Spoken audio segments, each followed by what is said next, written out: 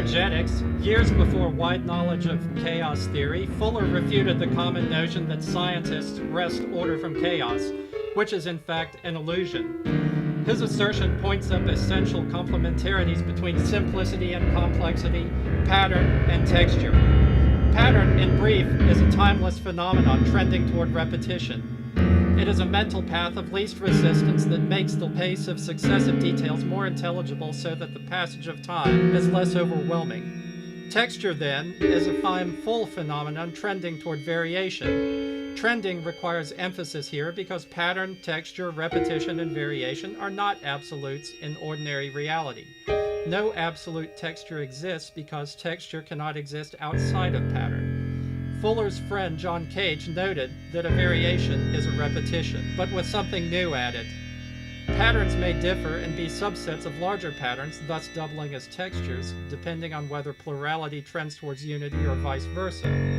Absolute pattern would then be textureless patternness itself, maybe like the Sanskrit concept of shunyata, often translated as emptiness, but more appropriately as openness. It may also correspond to Kierkegaard's notion of eternity as ultimate repetition. How does unity shave off into plurality? I find the triggering factor to be the fatiguing point of thought themselves. Thus, we must always keep memory of the unseen and or unknown active, even amid known experience. Fuller also spoke of how a boundary like a circle encloses two spaces, not just one. Banality is recoil from texture. Unity does not disappear when we face complexity. Only banality's illusory unity does. When diverse components of any complex phenomenon enter our conscious awareness, we may achieve closer unity with this phenomenon, and patterns inevitably emerge. Conversely, pattern does not oversimplify complexity. It is rather a simplicity that helps access complexity. Life is a cumulative lesson. Human intelligence realizes this more keenly than does artificial intelligence. Consider language. Give a computer a term to translate and it will do so. With a sentence, it will be less accurate, and with a paragraph, mostly gibberish. Reducing ideas to their parts is a major AI problem. Once your mind and mind have mastered terms from a given language, we can readily adapt ourselves to new term combinations each moment.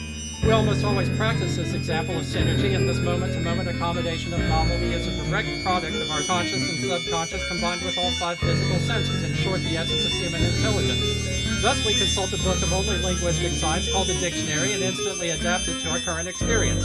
For nearly 60 years, computers have only managed to translate 25% of a text accurately. In other words, a computer seeks meaning in a dictionary while we seek meaning through it. In versus through is crucial here. Many AI deficiencies stem from seeking meaning in, not through objects, which are really not objects at all, but events.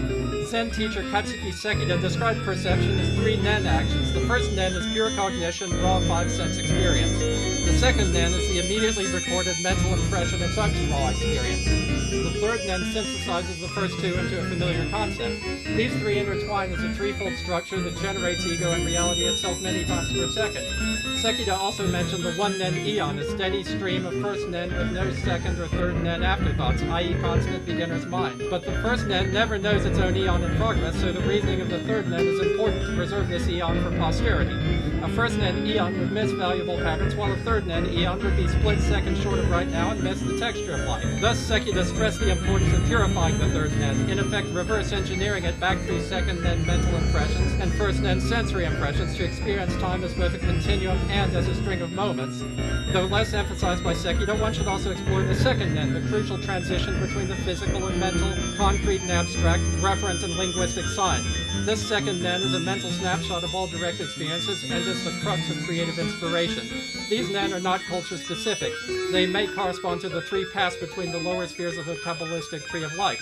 Fuller described three similar phenomena: observation, consideration, and understanding, and added articulation, thus bringing an objective element to Sekida's subjective nen triangle and possibly making it a tetrahedron. But where Sekida sees actions and the Kabbalah sees paths, Fuller sees these points. Could these be trajectories in an intersecting dimension? Current society assumes our minds to have a low tracking speed, perhaps 2 to 3 events per second tops, but deep meditators can track up to 40 events per second, which may be easier than we think. You may hear 10 to 12 phonemes per second as I now speak. Computers have high tracking speeds, but no first-nen consciousness. Instead of standardizing thought, they should generate variations, which our intelligence can then reverse engineer to learn new patterns. AI should really be IA, intelligence assistance, because our intelligence is really at issue here. Think about thoughts. They are a major evolutionary step.